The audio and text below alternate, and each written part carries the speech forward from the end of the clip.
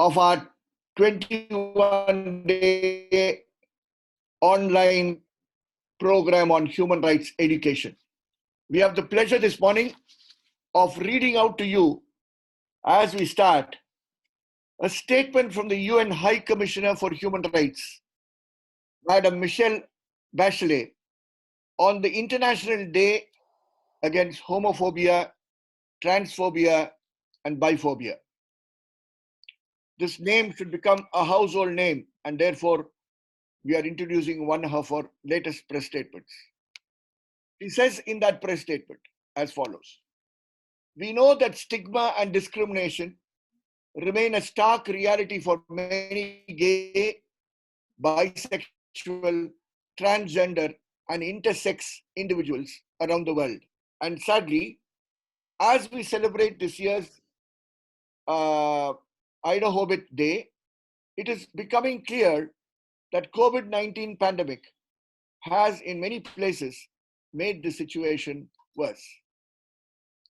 LGBTI people are often exposed to additional stigma, discrimination, and violence, including when seeking medical services, and perhaps saddest of all, within their own families during lockdowns. They are also in some places being treated as scapegoats for the spread of the virus.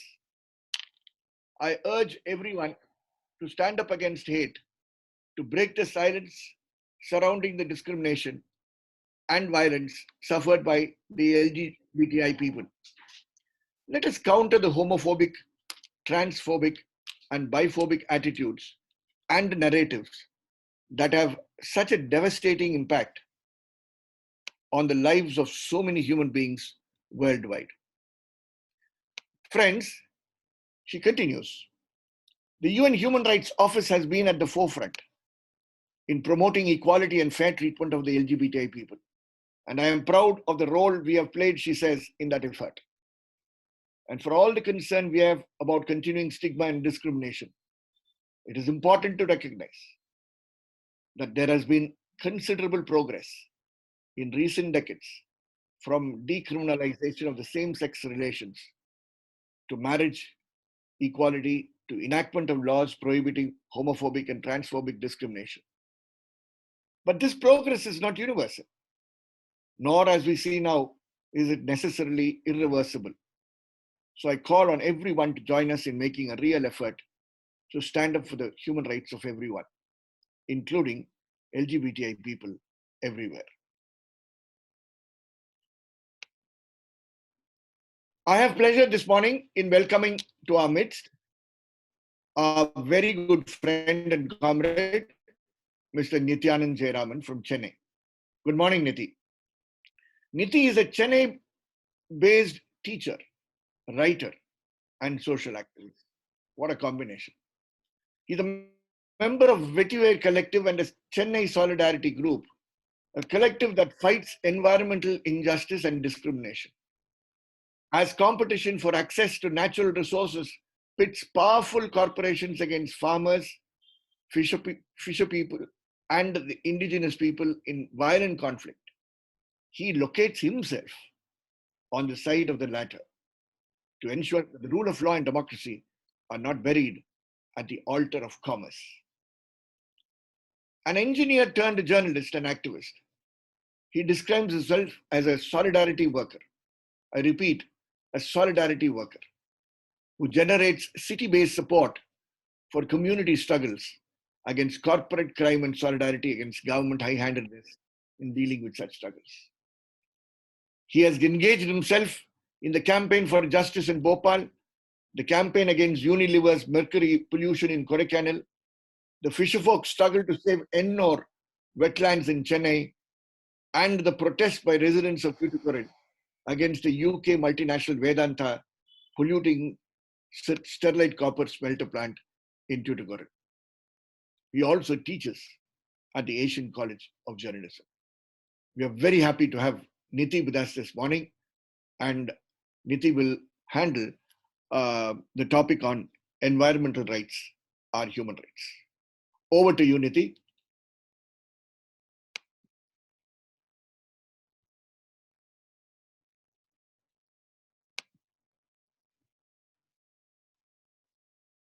Niti? Niti is unmuted? Unmuted. Can you Yeah, hear me? we can. Excellent.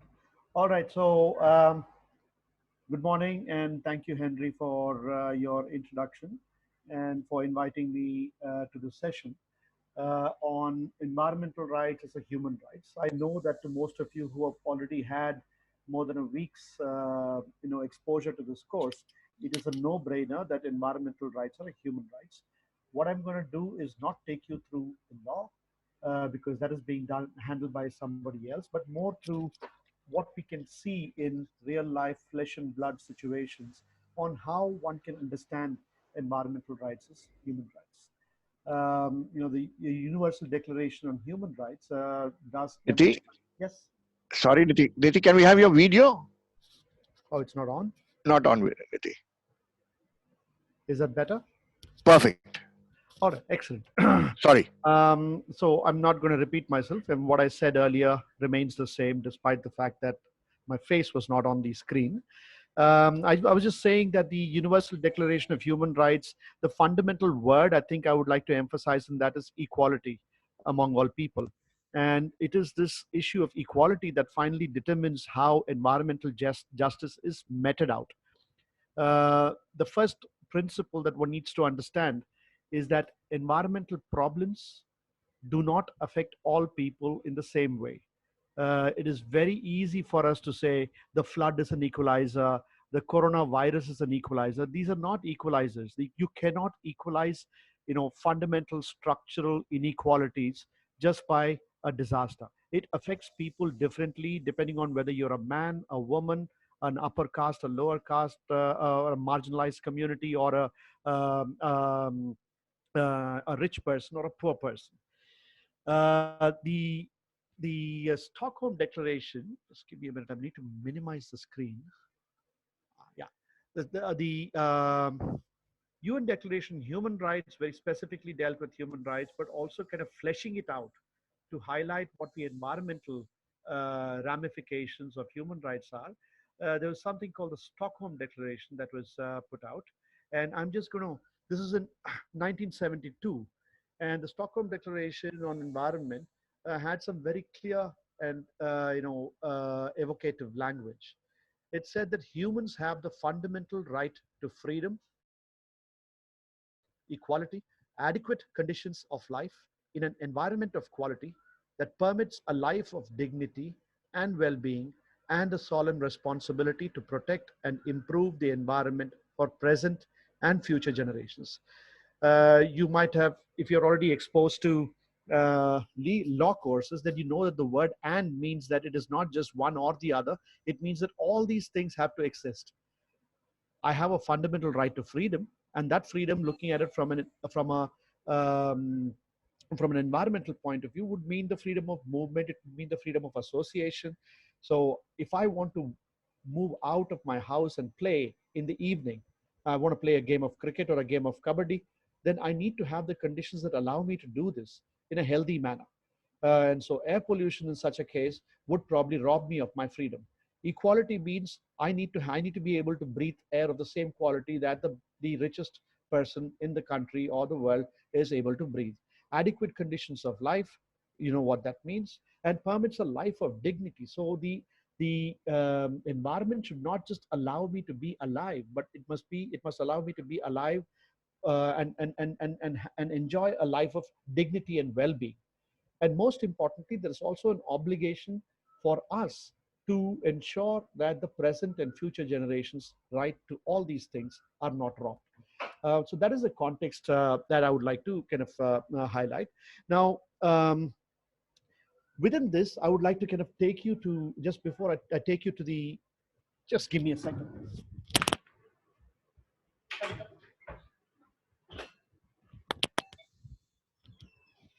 I'm sorry, this is what happens when we have a Zoom session at home. I had to open the door. Um, Yeah, so before I take you to the main core of my presentation, I wanted to play a short video that we had made. This video is from a place called Seppakam, which is located right next to a huge coal ash pond. So this electricity that allows us to have this Zoom call actually comes from a coal-fired power station. For Chennai, this coal-fired power station is to the north of Chennai, in a place called Ennur, and this video is from a community that lives nearby, and you can have a look at the games that children play in this area. Mr. Rajavelu, can you please play this video? Video number one.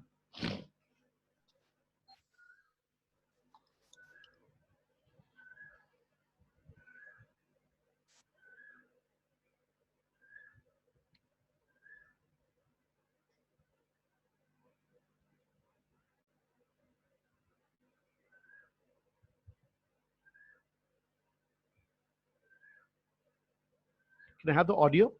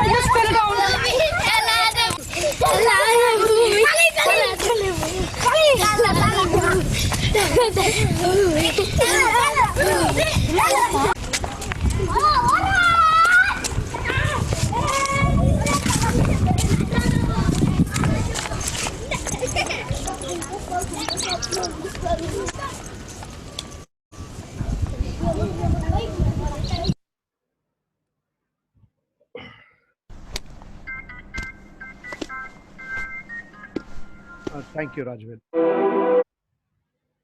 Yeah.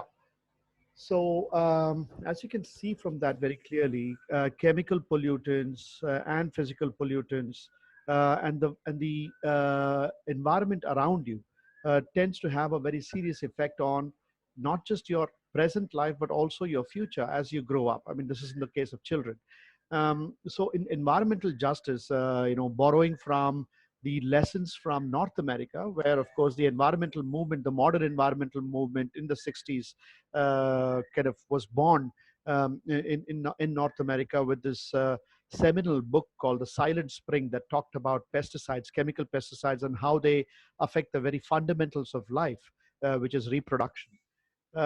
North American communities of color, African Americans, Native Americans, and indigenous people, Latinos, they got together in order to draft something called the Environmental Justice Statement. And in this, they define the environment as the food that we eat, the air that we breathe, the water that we drink, the homes that we live in, the places that we work, and the places that our children play. This is the environment that actually matters because this is the environment that is often affected by inequality. I would like you to kind of fast forward and come to, well, maybe just rewind a little bit to about 7 days or 10 days ago on May 7th, as the government of India announced that we will start relaxing the lockdown. You may recall that in the immediate days after the lockdown was announced, there were these really joyous kind of statements and cute stories that are coming out saying, "Oh, our skies are clear, our river is beautiful, and we can see the bottom," and stuff like that. That's a very temporary kind of a effect. So, what this connection between an economic lockdown and an improved quality of environment essentially says is that the cause for our environmental degradation is what we call our economic model. So we cannot have our economic model the way it is and expect an environment that will allow us to enjoy a life of dignity. Um, um, on 7th of May, as we kind of opened or relaxed the economy, we were greeted at 2:45 a.m. There was a gas leak that began and ended roughly at about 6 a.m. in a town called Vishakhapatnam in Andhra Pradesh. And this gas leak was from a company called LG Polymers, which is a huge, it's called a chaebol or a family owned company from South Korea. And the LG Polymers manufactures polystyrene. The toxic gas of styrene spread from the factory and into a very densely populated community, killing about 11 people and hurting more than 1,000 people, hospitalizing several hundreds of people. Um, Immediately after that, we were talking about how, and the same day, there was also another boiler blast in the Neyveli Lignite Corporation's power plant in Tamil Nadu, and another gas leak from a paper mill in Chhattisgarh. These were immediately highlighted as disasters that occurred because proper measures were not taken during reopening or restarting of these plants. I feel that is a wrong interpretation because it is not as if a factory that is running only does the restarting improperly. A factory that is run properly will do everything properly, including shutdown and restarting. You cannot just expect that just because of a 40-day lockdown, there is a sudden disaster. There is an overall culture. What happened before the lockdown? Before the lockdown, the company basically telephoned the government of Andhra Pradesh and obtained permission over phone to restart an extremely hazardous large industry. There was no inspection conducted by the factories inspectorate, which looks after the factory safety and safety of workers. There was no inspection done by the pollution control board. Would this have been done differently in a different place? Certainly. If I look at a different jurisdiction, or if I look at a different locality within the same country, the effect of a gas leak or the consequences of a gas leak would be very different than what it was in the case of Vishakhapatnam. In the case of Vishakhapatnam, within hours, maybe about 8 hours of the gas leak, we had the chief minister visiting Gopalpatnam, the village where this happened, and addressing a press conference in the presence of company officials, including a South Korean gentleman, and saying that LG Polymers was a reputed company. I mean, nobody would call the offender or an accused person a reputed person unless there is a reason to do so. If the same gas leak had happened within an area where the chief minister's residence is or the rich people live, the effect would have been tremendously different. In all likelihood, people would have been arrested and jailed for the offense. So, what this means is that even in the implementation of an existing law, the enforcement or the implementation is done differently depending upon who is affected. In this case, the factory was located right next to a densely populated neighborhood. Now, we know from the 1984 Bhopal gas disaster, which also occurred at a factory of Union Carbide that manufactured pesticides, which was located in a densely populated working class neighborhood. Of course, there's a lot of conversation, a lot of talk back and forth about whether the chicken came first or the egg came first, on whether the factory came first and then the settlement developed around it, or whether the settlement existed before a factory came in there. The long and short of it is the government is notionally or supposedly in control. And if the government is in control, then it has to enforce the law. The law in this case will be determined by any town and country planning act that is in force in that area. And these town and country planning acts have very clear zones. These zones say that residential areas are of a certain quality and have to have X, Y, Z surrounding it. And industrial facilities, particularly large, red, hazardous category industrial facilities, are to be located in zones that are specifically allocated for such activities. And such zones cannot just be carved out anywhere. Such zones would have to be carved out or established in places that are far away from sensitive receptors. The sensitive receptors might be schools, it might be playgrounds, it might be residential areas, it might be national parks, etc., or sources of water and things like that. Now, in the case of Visakhapatnam, um, the fact that a hazardous facility was allowed to come up right next to a densely populated neighborhood means that people somewhere along the line don't really care for the densely populated neighborhood. This is repeated time and again around the country. Right now, we are awaiting a judgment on a case filed by Sterlite, Vedanta company, Sterlite, on their controversial copper smelter in Tuticorin, which was shut down. And one of the issues over there is that the factory has been allowed to set up. This is a large 4 lakh ton per annum copper smelter, and copper smelters are extremely hazardous, toxic facilities. And this large facility has been set up in close proximity to a very large town of Tuticorin. And it has been set up in an area that has been designated for general industries. General industries would mean ice factories, it could mean mechanic shops, it could mean small mechanical engineering facilities, which have a lower environmental footprint. For large facilities like Sterlite, they would have to be located only in zones that have been classified as special industries and hazardous use zones. The fact that this has been violated means that the regulators have taken the easy route out. In the mid 90s, when the Supreme Court was still functioning, we had a very important judgment by Justice Kuldeep Singh. I don't fully agree with the judgment because it exhibits another environmental injustice or discrimination in addressing environmental problems. But let me run you through the judgment anyway. The judgment is about polluting industries inside the Delhi metropolitan area. And Justice Kuldeep Singh and the bench ordered that more than nearly 1,000 industries were relocated from within the metropolitan area to outside the metropolitan area because they were in violation of zoning regulations. Now, while I think that the emphasis on compatible activities within zones is very welcome, the solution to the problem was to remove these under-regulated hazardous facilities to the periphery of the city where people have less uh, political power to oppose it, and the issue itself is invisible or less visible. The job of activists and journalists, of course, journalists, good journalists, is to invisibilize the visible and to give voice to people whose voices are not heard. Uh, so in this, what I would say is that before we start looking at an environmental disaster like the LG polymer gas leak or the Bhopal gas disaster, or probably any hydropower dam related disasters, the first principle of engineering has to be looked at, and that principle is a principle of siting.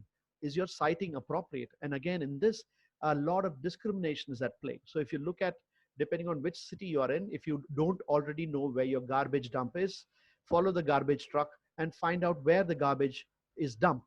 And you will inevitably find that the people living in close proximity to the garbage dumps will not be upper caste people, will not be the people from the secretariat, will not be your ministers, but these will be people from marginalized communities. This is not an Indian problem. This is an international problem wherever you go in the world. And this is the basis of environmental discrimination. Dirty facilities, hazardous facilities always exact a disproportionate toll from the toiling masses. Um, this again, we might be able to see it as an environmental problem, but often even environmental solutions are subject to the same kinds of discrimination. You can take Swachh Bharat, for instance. What does it say? In most of these Swachh Bharats, you see, nicely dressed, nicely smelling people wielding these Harry Potter brooms that try to make the garbage disappear. And they sweep it. Where does the garbage go? It moves from one place to another. And usually it moves from a place that is accorded high value because it is a place that is associated with people of high value to places which are accorded low values because they are used by people who are accorded low value. So this kind of, swatching your Bharat one plastic bag at a time from one place to another is not really a solution, but transferring a problem down a value chain, down a hierarchy of pecking order that is rooted in our structural inequality that is based on caste and class and gender. Um, just two more things before I wind up. I think 9:35 is when I should wind up. I have 10 minutes. So citing is one issue. I've already told you about unequal jurisdictions. For instance, Henri had mentioned in the introduction that worked and still am working on the issue of the Unilever's mercury pollution in Kodaikanal, which is a very beautiful hill town in Tamil Nadu. And this factory was actually a result of a Swachh America campaign. In 1980s, the America was cleaning up its environmental act, and it was shutting down or regulating industries out of their jurisdictions. And this toxic mercury thermometer facility, which was located on the banks of Lake Ontario, was facing increasing environmental regulation. The factory just shut down and decided to move itself to Kodaikanal, where they set up shop as a non-polluting glass manufacturing unit on top of a shola forest. A shola forest is a very special kind of ecosystem. It consists of tropical submontane, densely wooded forest, which just means, it is kind of environmental jargon for an extremely precious ecosystem surrounded by grasslands. And these kinds of landscapes are usually um, infrastructures of water, infrastructures of biodiversity and life. And the factory located itself right on top of it and has claims to have discharged more than 1.2 tons. Now, you see in this that the jurisdictions, because the jurisdictions themselves are not equal, nations themselves are not equal, we have entire nations being converted into garbage dumps, not just by dumping of garbage, but by selling of toxic ideas, by selling of toxic technologies, and we welcome it in the name of development. So when India says we are going to open ourselves for, say, the textile dyeing industry. And so the dyeing industry, which was originally located in Portugal, in Spain, in Italy, and in North America, all shut shop, and relocated to India to places like Tirupur. Ditto with the tanning industry, leather tanning industry, or with the bulk manufacturing of pharmaceuticals, which is a very dirty industry. And then India becomes an export center, where the labor in India gets the poison, the environment in India gets the poison, and the valuable products are exported in order to get foreign exchange for the country. This kind of a development is inherently rooted in environmental and human rights discrimination. Um, One last issue that I will touch upon and then wind up is the issue of labor rights. Right now, there is a lot of talk about relaxing labor rights, and I want to tell you how deeply entrenched labor and environmental safety is. Workers are the first in the line of fire inside a factory, toxic hazards. A healthy worker would mean a healthy environment around, a strong and secure worker who is free to speak his mind, free to enjoy the freedom of association, form trade unions, and exercise his right to collective bargaining, or her right to collective bargaining, is an extremely important investment to ensure that mishaps like Bhopal and Vishakhapatnam don't happen. On the night of the disaster in Vishakhapatnam, when the restarting was happening, the entire work was being supervised or being done by 15 contract workers, casual workers. These are migrant workers who probably have been living with very little in terms of food, so their nutritional capacity itself is under question, their mental alertness is in question, and very clearly they are not trained to do the job. Chemical plants are almost living organisms, and they're very moody people. They're very moody things. They act up. Chemicals themselves are volatile, have a mind of their own, and they're a force of nature. So if you're going to be playing around with it, as LG was doing in the case of the polymer plant, you need to be exacting about it. And usually when you have trained workers who know the industry, who know the plant very well, they are able to sense the mood of the plant and able to change things. Now, to correct things. When you replace these plant workers who are experienced because they cost you more, or because they are bargaining for safety, they are bargaining for this, that, and the other, then you're exposing yourself and the surrounding communities to extreme hazard. This is what happened in Bhopal, where over the 3 years preceding the gas leak, the workforce was decimated. Normally, when a factory wants to cut costs, it does not cut costs by docking the pay of the chief executive officer. It cuts costs by spreading that amount in terms of pay cuts for the workers at the bottom. Even the unionized workers have a bargaining capacity. The casual workers get it the worst. So if you want to look at what is the solution or what is the way forward, what should activists do in order to address environmental injustice? The answer is very simple. It is not just better laws and better technology. Better laws and better technologies only work when there is better law enforcement. And better law enforcement only happens when the people who are benefited by enforcement of the law are valued equally. So in short, the fight for environmental justice is essentially a fight for equality. a fight for real democracy. A real democracy is only possible in a society of equals. And so, if you're fighting an environmental battle without fighting for equality, then you're not fighting an environmental battle. I just have a short video that I would like Rajavelu to play. I will just explain the context to it. This is again from Ennur, where a fisherman, so Ennur is a large kind of a coastal wetland area where the government has declared about 2,000 acres of the wetland where water stands as a special and hazardous, special industries and hazardous use zone, and demarcated it for location of hazardous industry. Only idiots would sacrifice water for a chemical industry, but then who's to argue about the intelligence of the Tamil Nadu planners? In this area, there are already about 3,300 megawatts of coal-fired power plants, which are spewing their toxins into the air. And this has affected the area around it and the people around it. And this music video that we made is inspired by a story told to me by a local fisherman called R.L. Srinivasan, who's also a kabaddi coach. And he told me that our children are no longer good kabaddi players because they don't have the kind of stamina that we used to have. And he blamed the air pollution for it. So let's have a look at that, and then we'll open up for questions. Mr. Rajavelu, can you please play that song? Thank you.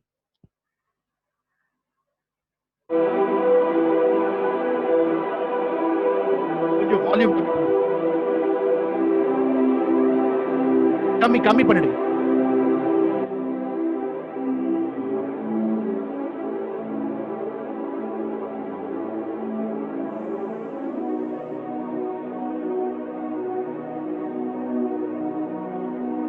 Kabaddi ஆடுவோம் பங்கமா, கூட்டமா இருப்போம் சிங்கமா.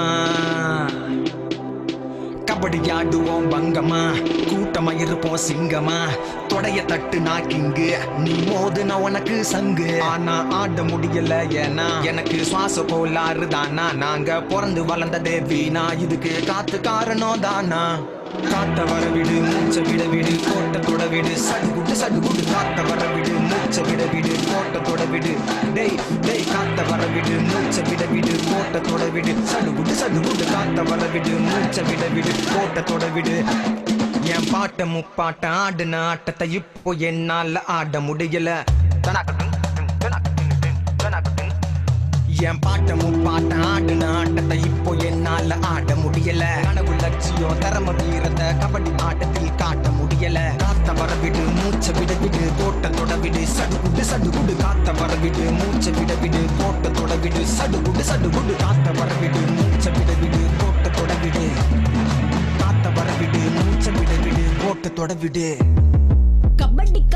Kabaddi, heed my pleas before I choke. All uppers and knuckers and na. The apocalypse is na. Now look for the signs, not with your eyes. Out of sight, ain't out of lungs. I said out of sight, ain't out of lungs. A breath outside and we're in trouble. Not just Delhi, check your city, it ain't pretty. Air is equal, but pollution ain't. There's levels of grey, even in space. But cops and hawkers, building workers, sweepers, roadside sleepers are left wheezing, sneezing, dust and these things.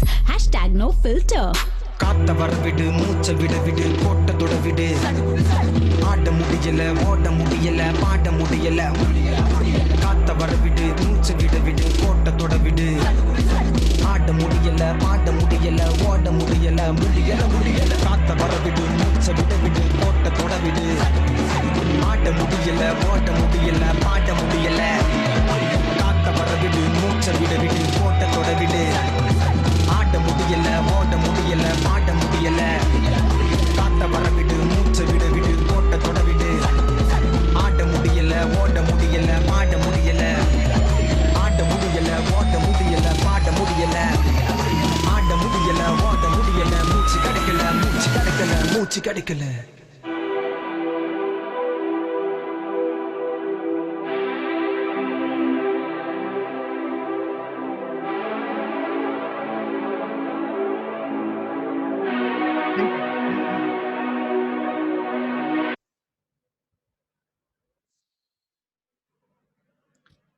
Okay, so I think we have about 10 minutes for questions.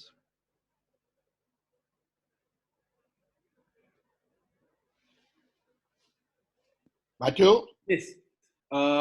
Thank you, Nitin. Yeah. There were a lot of questions, but I've clubbed them together.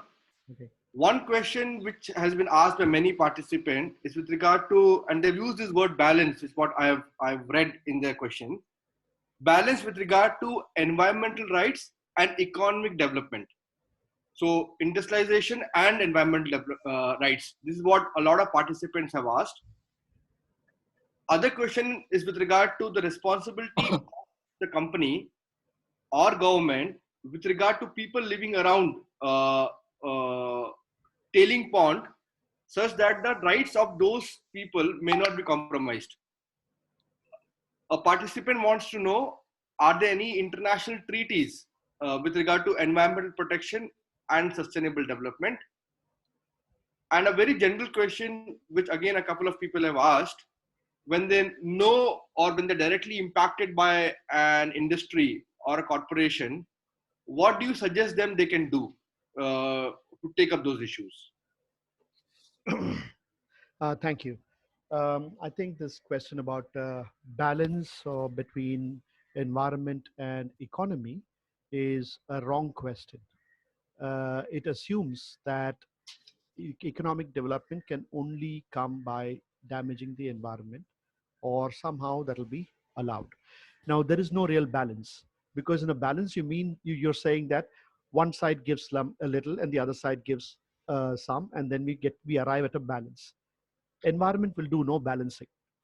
It does not care whether you are clothed, whether you're unclothed, whether you're dying of poverty. Nature does not care. Nature does not have an intention. They say nature is punishing us. Nature does not even care enough to punish you.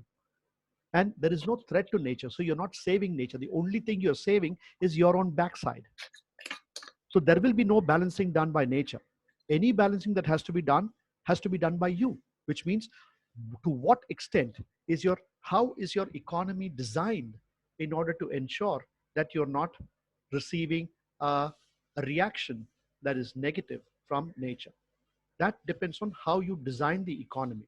If you think that the economy has to be designed by mining indiscriminately or mining discriminately, then I think you are barking up the wrong tree. You will have to face the consequences of natural disasters. You cannot argue with the global climate to say, oh, we are only a developing country, so please allow us to set up one more coal fire plant, set up one more coal mine. Not going to be allowed. That is a political problem. You need to figure out, if you want room to develop, that room has to be fought for and obtained by asking other countries to make sacrifices. Countries that have already, who are responsible for creating this problem in the first place. So please be very clear. What you hear from these Supreme Court judges, the learned judges, where they constantly talk about, oh, there has to be balance between environment and development, is nonsense, because they have read the Stockholm Declaration wrong. When Stockholm Declaration talks about sustainable development, what it means is you develop and you increase or improve your quality of living without compromising the quality of life of others, including the future generation. Which means if I'm going to remove all the coal from Chhattisgarh and Jharkhand, then that means that I'm going to be compromising the right to life of the forest dwellers, the right to water of downstream communities, the right to a clean atmosphere, and a right to protect oneself against climate change of future generations. Which means that you cannot have coal mining and sustainable development. You cannot have mining and sustainable development. How will you design an economy without that? That is for you to figure out. But the issue is very clear, is that nature is not going to say, oh, but that is not practical. So you cannot talk to nature. You can only play within the limits that have already been set by it. So be very clear about it. Do not use the word balance when it comes to issues with nature. The law is certain. The law cannot be violated. It is not like our law, where you violate the helmet law, pay 50 rupees bribe to the policeman, and go on with your life. With nature, you cannot bribe, you cannot bully it into accepting, or you cannot even change the law. You can't say suddenly, okay, from today onwards, the law of gravity is not in force because we want everybody to float. Not going to work. You have to design an aerodynamic model if you want to survive the law of gravity. Second, you're talking about people around tailing ponds and how can their rights be ensured. So first of all, the fact that the tailing pond has been located right next to a human habitation shows that the rights have been violated, and that we do not care as a society for their rights. Oftentimes when I say we, it means that people who are unseeing, which means the media needs to bring this out and make it our problem, because we need to be able to see it, just like the migrant workers problem is now visible, and so many of us are taking action. So here, now that the tailing pond has come up, we have to ensure that the community that is living there is relocated to a safe place. And this is something that the community in Seppakum, where you saw those children playing, have been begging. So in places where people are begging to stay where they are, the government wants to evict them. This community wants to be evicted. They've been begging for eviction, and the government does not do it. The second thing is we need to ensure that no further coal-fired power plants are set up, or no further any of these kinds of activities that actually cause harm. So let me give you a very simple thing. If you would like to set up if you want to clean up your garbage, and you can clean up your garbage without dirtying up somebody else's yard, or without transferring that problem to somebody else, then you have arrived at a solution, and you will not have people opposing it. If not, people will oppose it, and I will certainly be with them opposing it. So you talk about, but we need industries. If you need industries, figure out to have industries that do not harm the environment and does not transfer the problem to somebody else. You want a nuclear power plant, invite it into your own neighborhood and set it up in your own neighborhood, and ensure that the consequences of that nuclear power plant stay within your neighborhood. I think that could be the alternate option is, let's say that you want a nuclear power plant, then make sure that the local people are fully involved in decision making. This is something that has been said in the Stockholm Declaration of environmental rights, where there's something called the substantive rights, and in that you have rights to political processes and decision making. So if you were to give people all the information and ask them to take a decision, and you honor that decision, then I think that is fine. In the interest of the national economy, people have sacrificed, and they will willingly sacrifice, provided they're taken into confidence. Are there international environmental treaties? Plenty of international environmental treaties. There are treaties that regulate the movement of waste. So there's a treaty called the Basel Convention on transboundary movement of hazardous waste that prohibits the dumping of toxic waste by rich countries on poor countries, OECD nations on non-OECD nations. You have another convention called the MARPOL Convention, which is Marine Pollution Convention. You have conventions on international fisheries and sustainable fisheries. You have labor conventions on labor rights and environment. You have the whole climate change negotiations that are currently ongoing. You have something called the Minamata Convention to control the releases of toxic metal mercury into the environment, etc. So there are plenty of international environmental treaties. Finally, what can people who are suffering the effects of industrial pollution do? I think the best thing that they can do is to make friends with others who can help them, because no fight is fought alone. You need to fight fights with solidarity and from other communities, particularly in communities that are not like your own.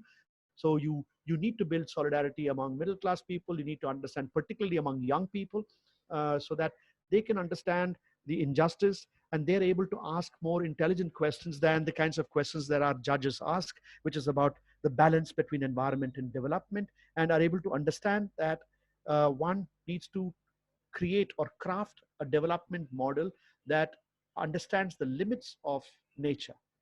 And that kind of a development model will allow us to develop without robbing the future generations of their right to enjoy a wonderful life on this planet. Thank you.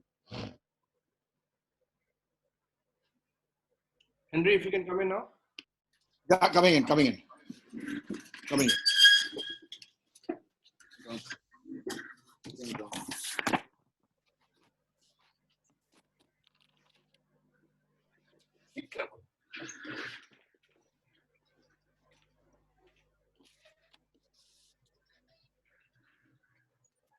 Don't any nonsense in the room. Hello. Am I audible? Yes. Am I audible? Hello, am I audible? Yes, you are audible. Okay, I had to change my location a bit. Thank you, Niti. Yeah. I want participants to understand how difficult it is for those engaged in issues of environment to pursue their struggles, and how the interference or the engagement of the judiciary and other tribunals keep people waiting and waiting and waiting. On the 22nd of May, 2018, immediately after what happened in Toothukudi, which we will recall in a few days because it will be the second anniversary, Nityanand Jeyaraman was part of a large effort of solidarity.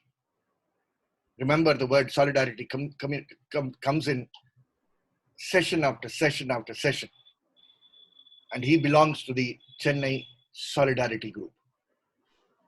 He was part of a solidarity which brought 23 experts in different fields to report on what happened in Tuticorin. We are still waiting. He is still waiting. He has worked tirelessly together with a team of pro bono lawyers to fight these cases in the Madras High Court, in the Supreme Court, and now back in the Madras High Court, awaiting the judgment. The larger group here has to also therefore show solidarity with such special people who are able to see things and warn us in advance and then work along with many of us. Thank you, Niti. I think this solidarity is what is the message that will remain, because that started from day one in the inaugural and then continued session after session. Thank you very much for being with us. Thank you. We will, friends, therefore bring this session to a formal close. We will now move on to the next session. And I have an unfortunate announcement to make. And the announcement is that the speaker for today has fallen ill. And therefore, there is a slight change in the program. Please note the change, friends.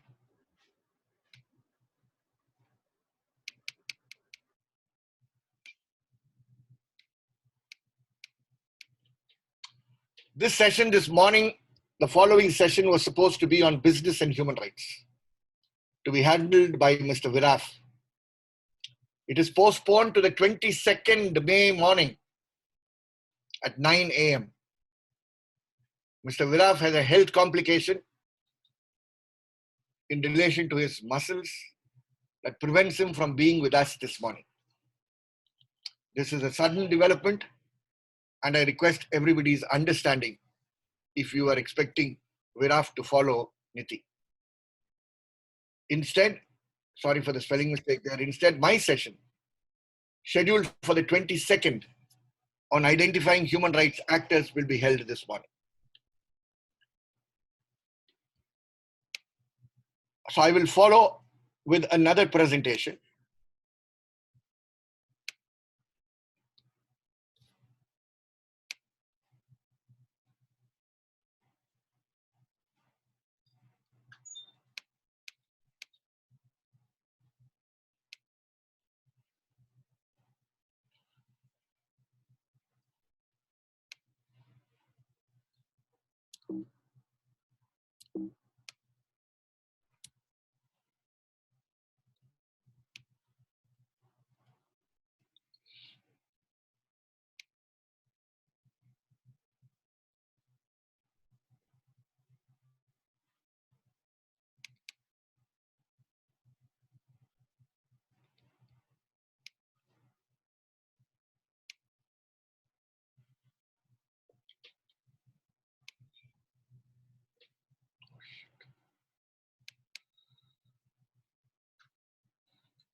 Yeah.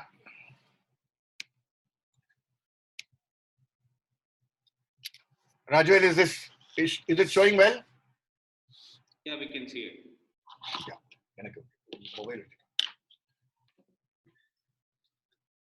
Friends, this session was supposed to be on identifying human rights actors. There are a number of terminologies that we come across in this human rights field.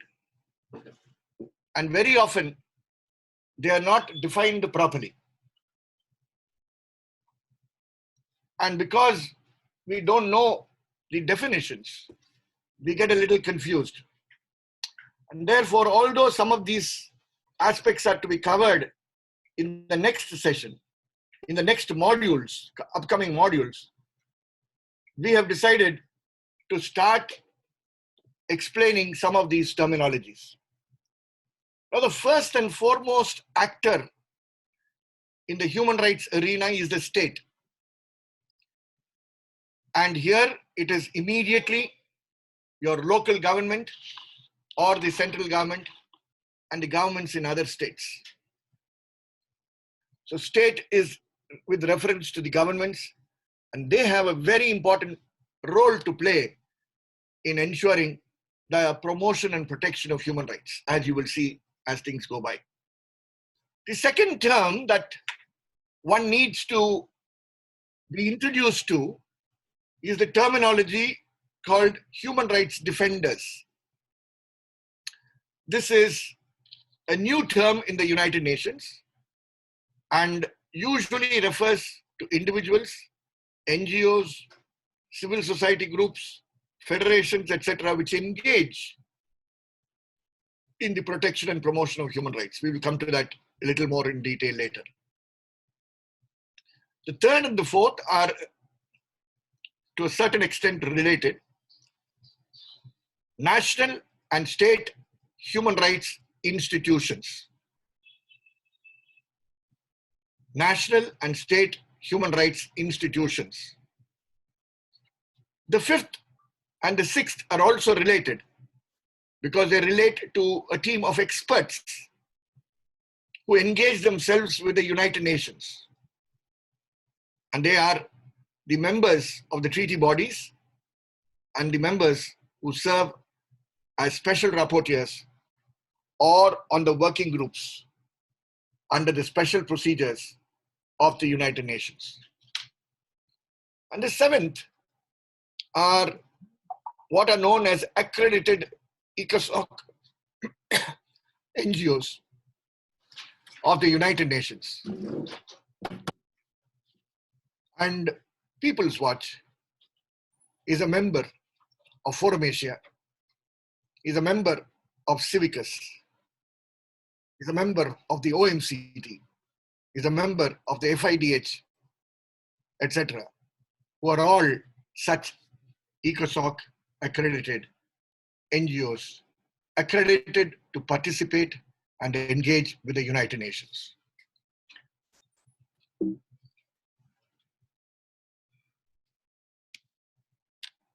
We will now come to the human rights defenders. Friends, this is a terminology that many people who are engaged in day-to-day protection and promotion of human rights are not exposed to. The terminology human rights defenders was born in the United Nations in the year 1998, when the United Nations passed the UN Declaration on Human Rights Defenders. Last year was the 20th anniversary of this declaration. When the declaration was announced in the year 1998, Dr. Ruth Manorama, who was present with us for the session on women's rights and human rights, was present in the city of Paris, ensuring the civil society consensus just before the UN Declaration on Human Rights Defenders was passed. That was in December 1998. Last year in December, I had the privilege of being part of a large delegation of defenders present in the same city of Paris to commemorate the 20th anniversary of this declaration of the United Nations. Therefore, who are these human rights defenders? These are individuals who individually or in collaboration with others, in cooperation with others, or through organizations that they have formed, or through collectives that they have formed, act, engage to protect and promote human rights. And therefore, friends, we are now in our first week over. So human rights defenders in India are individuals and organizations which work for the promotion and protection of the right to life, of the right to equality, of the right to liberty, and the right to personal dignity.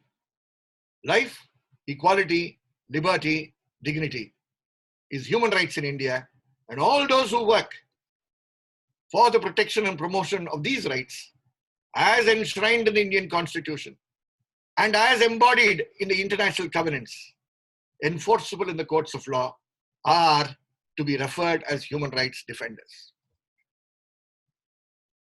Human rights are identified above all by what the people do, what the defenders do, what they are engaged in. And it is a description of the activities that they are engaged in that the term human rights defenders can be better explained. These people may be full-time, they may be part-time, they may be paid, they may be unpaid, voluntary workers. And we should not forget that in the field of human rights, you also have a new terminology which is to be taken into consideration, and that is women human rights defenders. And the problems that human rights defenders face and women human rights defenders face are completely different. So a worker, a volunteer, an NGO working for the protection and promotion of child rights is a human rights defender. Ramesh Nathan working with Dalit rights is a human rights defender. Mayank working with the denotified tribes is a human rights defender. Inakshi working on child rights is a human rights defender, just as Ruth Manorama is. And Nityanand Jeyaraman working for the protection of environment rights is a human rights defender, because all of them, as individuals or representatives of platforms, coalitions, federations, solidarity groups that they work with, work for the protection and promotion of human rights. It is not important that you are a full-time worker spending 8 hours a day, 12 hours a day working for human rights. You may be a college professor who from morning till evening is teaching Tamil at Lady Doe College. But in the evening, after you finish your Tamil college, and these days it is not evening, it is in the afternoon because you have these shift systems, you might be spending 3 hours a day assisting a human rights organization through translations of statements from English to Tamil or Tamil to English. Therefore, you are working for the protection and promotion of human rights, because you're working for the protection and promotion of human rights as a part-time person. You may be a doctor, and there are doctors among you who are working in a government hospital for about 8 hours a day, and your duty finishes at 2 o'clock. But at 4 o'clock, you are part of a health initiative that works to protect and promote the right to health of tribals living in a particular settlement. You are a human rights defender. And you can go on and on and on. You might be a government servant who's spending Saturdays and Sundays. And if you are in Tamil Nadu, you don't have Saturdays any longer. You have only Sundays, where you are able to spend your whole time working for the protection and promotion of human rights. This declaration recognizes you also as a human rights defender. And therefore, many among you participants, you may call yourself by whatever name you want, a trade unionist. I am a member of the Tamil Nadu Muslim Munnetra Kazhagam. We are a political movement, sir. I respect you. You are a political movement. And there's nothing wrong in being a political movement. But you are working for the protection of the rights of minorities. the Muslim minorities in Tamil Nadu. And therefore, you are also human rights defenders. TMMK itself as an organization is a human rights defender. And the individual lawyers of TMMK who are participating in this program are also human rights defenders. So human rights defenders is a term that you need to become familiar with. And these human rights defenders have rights, and they have a right to protection and realization of human rights at the national and international levels. You have a right to conduct your human rights work individually and in collectives, form associations, obtain, receive, and hold information. When something happens in Andhra Pradesh and it is called an encounter killing of 4 members of the denotified tribe community, a group of people who go there to find out what happened have a right to go there. You may call it a fact-finding, but it is a right of a human rights defender to go and find out what the truth was. When on the 22nd of May, 17 persons were killed on that day, or the act leading to their death took place on that day in the city of Tuticorin in Tamil Nadu, there was a team of people comprising former chief justices, former chief secretaries, former DGPs, including environmentalists, trade unionists, people like Deepak Nathan were present, Maya Daruwala was present, Nityanand was part of the organizing team. All of them were there to find out information, to obtain information from the people, to receive information from the people, to hold that information relating to the violation of human rights taking place in Tuticorin. That is a right of human rights defenders. And they have right to develop and discuss new human rights, ideas and principles, and work for their acceptance. And these are a whole list of rights. I'm going to leave this with you, so I will not go into that at the moment because of time. And the third terminology today that we are introducing is a very important terminology. Many of us in our common parlance, when asked what is People's Watch, some people say it is a state human rights commission. So we need to understand what is a state human rights commission, what is a national human rights commission. People's Watch is a human rights defender. You may call it an NGO, you may call it a voluntary organization, but in human rights parlance, People's Watch is a human rights defender, a collective human rights defender, an organization which is a human rights defender. Venkat, who came yesterday, representing the Commonwealth Human Rights Initiative, he's a human rights defender. His organization is not a national organization, it's an international organization, but he's a human rights defender. We had Ruth Manorama representing the National Alliance of Women's Organizations. NAVO is a human rights organization, human rights defender. Haq is a human rights defender. Bagecha, to which Father Stan Swami belongs, is a human rights defender. But the National Human Rights Commission of India is a human rights institution. So what are the national human rights institutions in India? This is very important for teachers.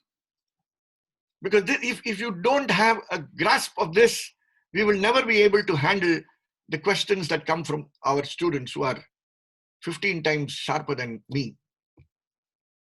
So it's good to identify what these institutions are. So we have listed out these institutions. The National Human Rights Commission of India, the National Commission for Women, the National Commission for Minorities, etc., etc., etc.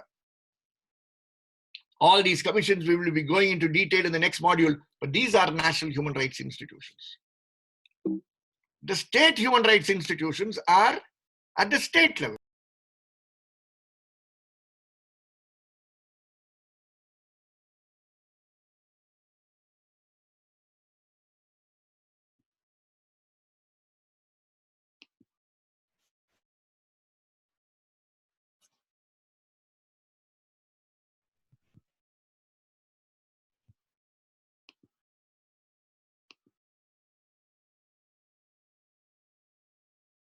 Am I audible? Yeah, we lost you, Henri. Am I now audible, I'm asking? Yeah, you are. So I listed the national human rights institutions. And now I am going on to the state human rights institutions, which is the State Commission for Women, State Human Rights Commission, Institution for Minorities, the Institution for Scheduled Castes, etc., etc., etc., as listed out in the PowerPoint. Friends, what are these institutions? What exactly are they? The unfortunate truth, my dear friends, and I say it with great respect, is that the persons who usually chair these institutions or serve as members themselves are not aware, themselves have never been trained, themselves have never had a training before they assumed office as a chair or a member of a national human rights institution. These institutions are for the promotion and protection of human rights. But these institutions are established by government. People's Watch was not established by the government, my dears. Center for Child Rights was not established by the government. The National Campaign on Dalit Human Rights was not established by the government. The Chennai Solidarity Group was not established by the government. But the National Human Rights Commissions and the state human rights institutions are established by the government at the national level or at the state level. For what? For the same cause of protecting and promoting human rights. These are together known as domestic human rights protection mechanisms. And why did we have these institutions? We already have courts. It is because the courts never delivered speedily. They take their own time in delivering. And now and then they have their own understanding about what courts should do for the rights of the poor. And therefore, violations of human rights which are gross in nature, where people really suffer, do not meet with speedy remedy. These institutions, which are domestic human rights protection mechanisms, were envisaged. These are national and state human rights institutions. It's very interesting when you, what? Yes? Can you share your screen, please? It's not shared? I'm sorry.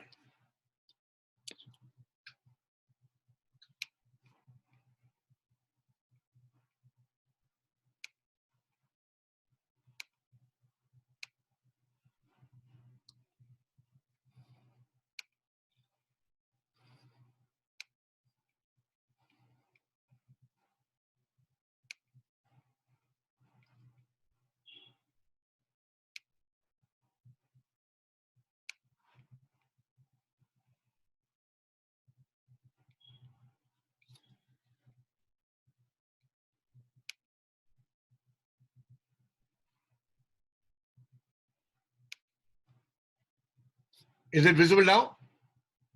Yeah. Thank you. Thank you. Thank you for that, Adivel.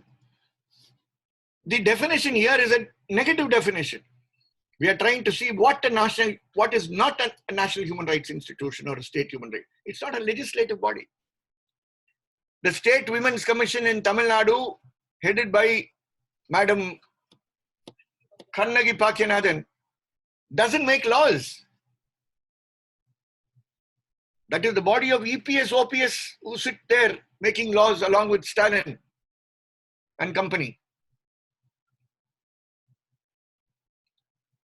The National Human Rights Commission headed by Justice Dattu in Delhi doesn't make laws. It is Modi and company who make laws sitting in parliament, in the two houses of parliament. So NHRIs and SHRIs are not a legislative body. They're not a judicial body. Friends, get this into your system. They are not a judicial body. They may contain former members who served as judges. But just because somebody was a judge for 35 years of his life, when she or he comes into this commission, they are not a judicial body. They don't pass judgments. They pass recommendations. They are not an executive body. They are not part of the IAS, IPS. But they may contain some persons who happen to have served in the IAS earlier, or IFS earlier, or IPS earlier, etc. They are not an NGO. Don't expect an NHRI suddenly to become like an NGO. An NGO is different, and NHRI is different. And they are not the UN human rights system. They may go to the UN for meetings. The UN may accredit them to come for meetings, but they are not a UN human rights mechanism as understood.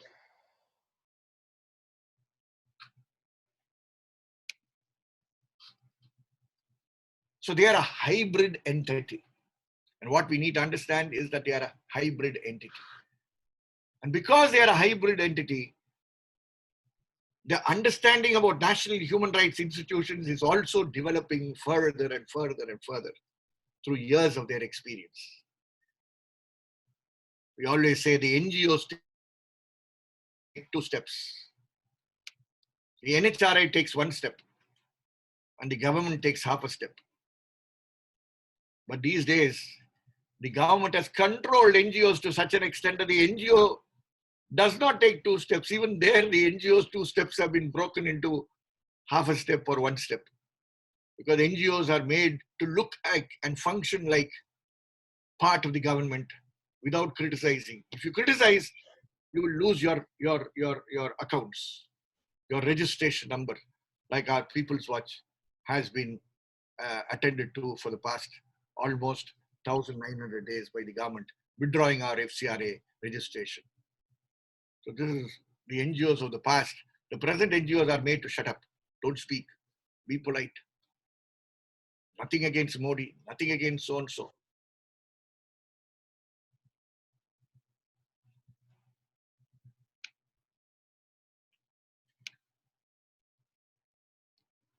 And then there are 2 more that we had referred to earlier, terminologies. And they are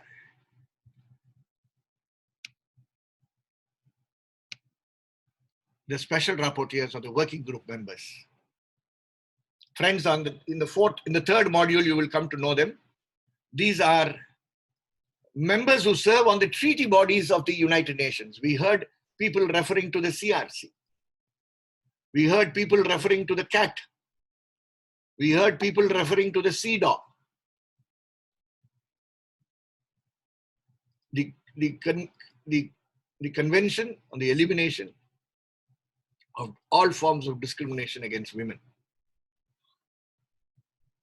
The International Covenant on Civil and Political Rights, ICCPR. The UN Covenants Against Torture, CAT. The UN Convention on the Rights of the Child, CRC. All these treaty bodies have members who serve on their committees. And these are experts. But they are not the representatives of the UN. They are serving in their individual capacity. They are not representatives of the government they serve in or they are from. For example, we introduced Milun Kothari as a former UN Special Rapporteur on the right to safe housing. Now, this gentleman was not representing government of India when he was a UN Special Rapporteur. He was an independent expert serving in his individual capacity as an expert, as a special rapporteur. So treaty body members and special rapporteurs are members of working groups of the United Nations, another team of experts. And the last is ECOSOC accredited NGOs. These are NGOs accredited to engage formally and attend meetings of the United Nations. As I told you, People's Watch doesn't have accreditation. But People's Watch is a member of several organizations internationally. And I'm mentioning them there so that you can go to their websites and see Forum Asia, Civicus, OMCT, FIDH. These are all organizations working at the international level on different issues which have ECOSOC status. And it is only with ECOSOC status that you can participate in the UN meetings in Geneva or in New York. If I go to participate in the council meeting, Human Rights Council meeting in Geneva, and I go without an ECOSOC status, the security guard will not allow me past the main gate. And therefore I need to be accredited. But since I'm a member of Forum Asia, the accreditation to Forum Asia gives me a special accreditation so that I can participate. You will remember that yesterday I mentioned to you, or day before yesterday I mentioned to you, that the International Dalit Solidarity Network had applied for this accreditation for the past over 10 years and has received 98 questions from one state party, which is India, which has not allowed it to get this accreditation to formally participate in the meetings of the UN. And it's one of your exercises, one of your activities to find out what were the questions raised by India against the International Dalit Solidarity Network. So friends, this was an exercise to identify human rights actors. This was meant to be general so that we don't confuse. We will use the correct term. We will understand what we are talking about. So never use the word NGO for a SHRC. Never use SHRC for an NGO, etc., etc. I will stop here so that we are all well within time. I would request Matthew to find out whether there are any questions.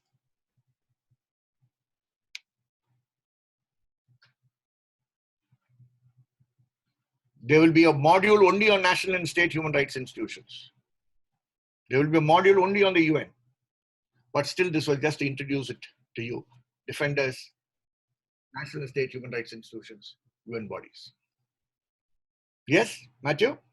Yeah, there was one question with regard to, which is applicable here, is with regard to confusion with regard to term human rights defenders. So is it, so what is the difference between activist and a human rights defender? This is what a person asked. And the other question is with regard to NHRC, which I think we can take it later. We need not take it now, with regard to the toothless tiger and other things.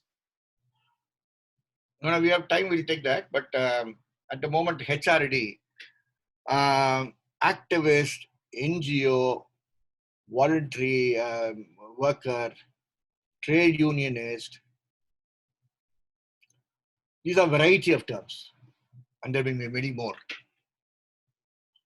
The point is, whoever, you call them with whatever name you want.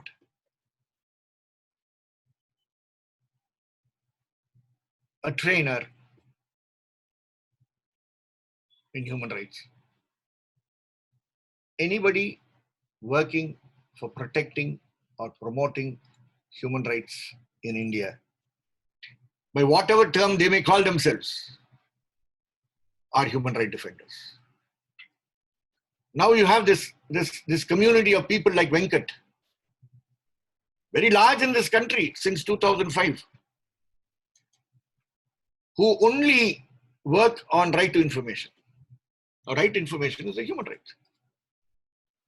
They will call themselves RTI activists. If you tell them you are a human rights defender, they'll get angry with you. They think it is reducing their status. Whether they call themselves a human rights defender or not, Venkat is a human rights defender. He doesn't need to call himself a human rights defender. Raleigh from Madhya Pradesh is here, part of the NCPRI. She will tell everybody, I'm a right to information activist. And she's right. It's not that she is wrong. But because she is a right to information activist, she is a human rights defender. That is what is important. Now you have Professor Ananda Ramakrishnan here. In his university, he may not call himself a human rights defender. He will say, no, I'm professor of the Open University. Mr. Ananda Ramakrishnan, you may be professor of the Open University, I have no problem. But as long as you engage with the human rights of peoples, of the Tamil peoples, of their nationality question, you are also a human rights defender.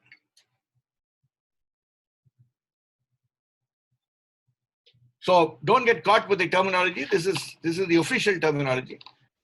Trade unionists get very upset when we tell them the Tamil Nadu chief of the Communist Party of India today, India Marxist, my good friend Comrade Balakrishnan, was a very, very senior functionary of the farmers' movement in the state and was beaten in the city of Chidambaram a few years ago. We went up to Mr. Comrade Balakrishnan and said, Mr. Comrade Balakrishnan, you are a human rights defender. And he looked back and said, no, but I'm a trade unionist. He said, you are definitely a trade unionist, but every trade unionist who works for the rights, protection and promotion of human rights, and since labor rights are human rights, you are also a human rights defender. And his case was taken to the NHRC. So that is the terminology of human rights defenders. What was the other question, Matthew? Yeah, now a question came, is there any law which defines human rights defender or policy which defines human rights defender, etc.? Well, this is what we don't have in this country. But there are laws now coming in place in certain countries. There are policies in place in different countries. And the national human rights institutions, about whom we will be talking later, are being advised to advise in turn their respective governments for the need for such policies or the law in place. So what we have is the declaration at the moment. But together with the declaration, we have the amplification of the declaration, the expansion of the contentments in the declaration through what is known as the reports of the UN Special Rapporteur on human rights defenders. So each of these teams have a special rapporteur. Milun was for housing. We had Hina Jilani, the first woman activist, lawyer from the country of Pakistan, as our first human rights defender, special rapporteur. We had Margaret Segakia, who came later from Uganda. She was the former chairperson of the National Human Rights Commission of Uganda. She became the special rapporteur. Then you had Mr. Michael Faust, who just completed from France. And today we have a young lady, many years of experience, Mary Lawler, who has founded that organization called Frontline Defenders and spent years after years, decades, on protection and promotion of the rights of human rights defenders. We are happy that we have her for the past few weeks now. So these are human rights defenders, and the policies is up to us to make. You should all be part of the process set in. We have initiated a platform in this country called Human Rights Defenders Alert, which works towards the development of that policy. Yes. Shall we bring this to a close if there are no more questions? Because One last question. Yes. What is the Whistleblower Protection Act? Is it not a HRD protection? Well, a Whistleblower Protection Act definitely will fall within the broader definitions of human rights defenders. It is a separate law in this country. That law cannot be wholly a human rights defenders protection law, because you need a little more into that law. But definitely every whistleblower is a human rights defender because he or she is fighting for a corrupt-free society. And therefore, from within the system, they are blowing their whistle because they are upholding the right not to be corrupt, not to have a corruption-free government. And therefore, definitely whistleblowers are human rights defenders. But we cannot satisfy ourselves and say that that act is sufficient. We need a wholesome act, which I don't think is possible with the present government, but policies we will be pushing.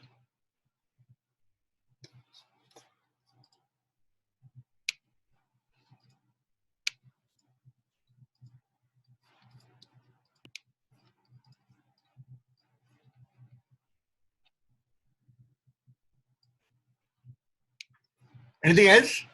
No, please go ahead, Henri. Let's conclude. Okay. Thank you, friends. Before we close, some logistic matters. And this is more in terms of a repetition, both. Friends, there are several activities that are being shared with you. We have made it clear to you that you have the freedom to choose which activity, excepting the one on right to information, activity number 7 yesterday.